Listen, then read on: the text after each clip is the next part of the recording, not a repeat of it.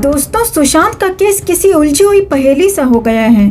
तीन central agencies इस मामले में लगातार जांच कर रही हैं, मगर तब भी सच के करीब नहीं पहुंच पाई हैं। इस केस में कई नई बातें निकलकर आईं, कई नए खुलासे भी हुए, मगर कार्रवाई के नाम पर कुछ नहीं। इस केस में कई थ्योरीज भी निकल कर आईं, कभी स्टन गन की थ्योरी, तो कभी 13 जून की रात की, तो कभी हाई प्रोफाइल पार्टी की। और इन्हीं थ्योरीज के बीच एक थ्योरी ये भी निकल कर आई कि एक बच्ची को बचाने के लिए ही सुशांत ने अपनी जान की परवाह नहीं की और इसी वजह से उनकी जान चली गई। दोस्तों, सुशांत को स्ट्रेचर पर ले जाते वक्त ये साफ साफ देखा जा सकता था कि उस वक्त सुशांत के साथ उस स्ट्रेचर पर कोई और भी था, यानी कि उस वक्त उस स्ट्रेचर पर सिर्फ सुशांत को ही नहीं बल्कि किसी और को भी ले जाया जा रहा था। और इसी वक्त ये थ्योरी निकल कर आई थी कि उस दिन सिर्फ सुशांत को ही नहीं बल्कि सुशांत के साथ साथ उस बच्ची को भी खत्म किया गया था। इसके साथ साथ ये भी कहा जा रहा था कि उस वक्त सुशांत के साथ स्ट्रेचर पर कोई और नहीं बल्कि वो बच्ची ही थी जिसे सुशांत बचाना चाहते थे। और इससे जुड़ी बड़ी बातों का सुशांत मीडिया के सामने खुलासा भी करने वाले थे।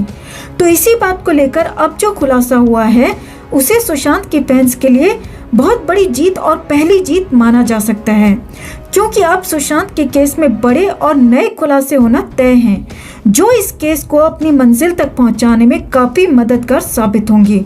और ये खुलासे सिने जगत के रंगीन पर्दे के पीछे के काले सच सामने लाकर रख देंगे। जहां हम सबको इस केस में नाउम्मीदी सी नजर आ रही थी, वहीं अब सुशांत केस में इस खुलासे ने तहलका मचा दिया है। और हम आपको बता दें दोस्तों कि सीबीआई बड़े गुप्त तरीके से इस केस की जांच में लगी हुई है और हो सकता है कि एकदम से अचानक कोई बड़ा अनाउंसमेंट हो जाए। तो बताते हैं आपको विस्तार से कि आखिर इस केस में इस बच्ची से जुड़ा क्या नया खुलासा हुआ है, क्या नया डेवलपमेंट हुआ है जो इस केस को आगे बढ़ाने में काफी मददगार साबित होगा।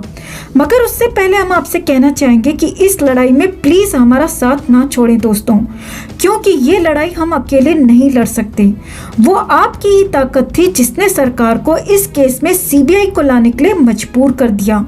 इसलिए दोस्तों हमारा साथ देते रहें, सुशांत के इंसाफ की इस लड़ाई में हमारी ताकत बने रहें।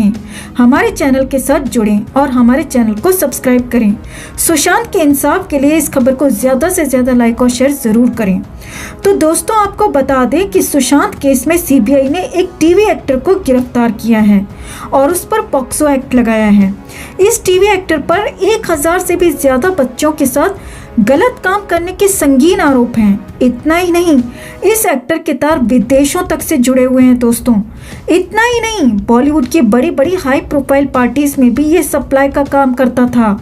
इतना ही नहीं, सोशल मीडिया पर भी ये बेहद घिनौनी और गलत तस्वीरें शेयर करता था।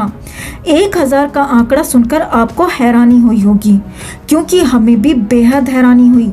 आपको बता दें दोस्तों कि सीबीआई के सूत्रों के हवाले से आ रही खबर में बताया गया है कि ये एक्टर खुद को हरिद्वार का रहने वाला बताता है और सोशल मीडिया पर काफी एक्टिव रहता था और बच्चों को बहलाता फुसलाता था।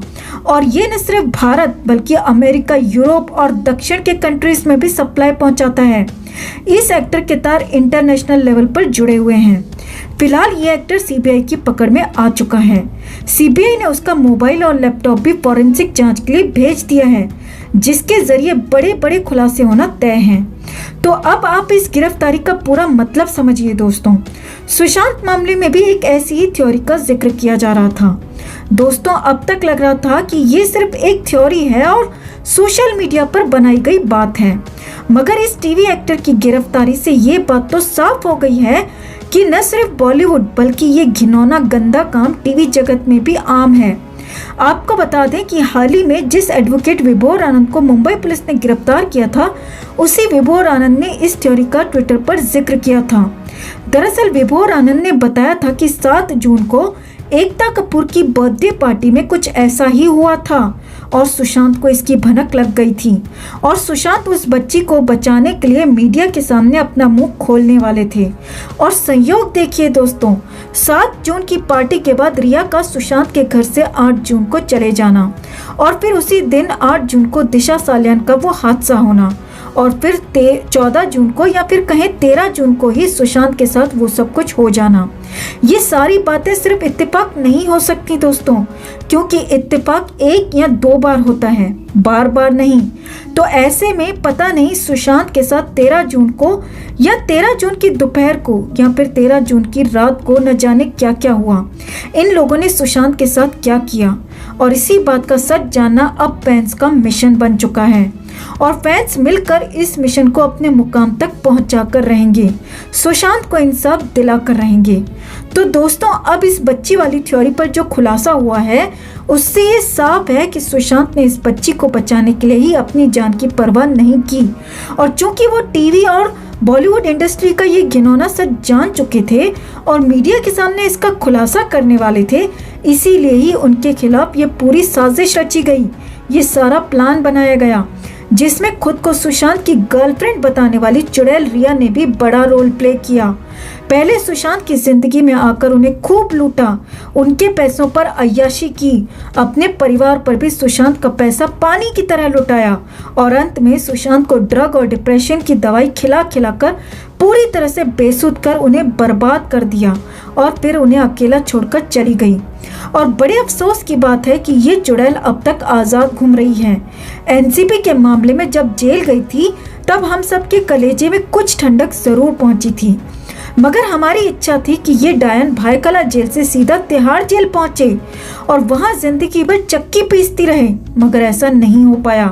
पर अब हम दिल से उम्मीद करते हैं कि इस डायन को भी अपने काले कारनामों की सजा जरूर मिले और इसके साथ साथ इसके बुढ़े ठरकी आशिक को भी, महेश भट्ट को भी। हम इन दोनों को ही एक साथ जेल में देखना चाहते हैं, एक साथ चक्की पीसते देखना चाहते हैं। अगर आप भी यही चाहते हैं दोस्तों, तो जस्टिस फॉर सुशांत के लिए इस खबर को ज़्यादा से ज़्यादा लाइक और शेयर कर अपना प्यार और सपोर्ट ज़रूर दिखाएं। साथ ही कमेंट कर इस खबर पर अपनी प्रतिक्रिया भी ज़रूर शेयर करें। हर अपडेट के लिए बने रहें हमारे साथ, क्योंकि आप हैं तो हम हैं।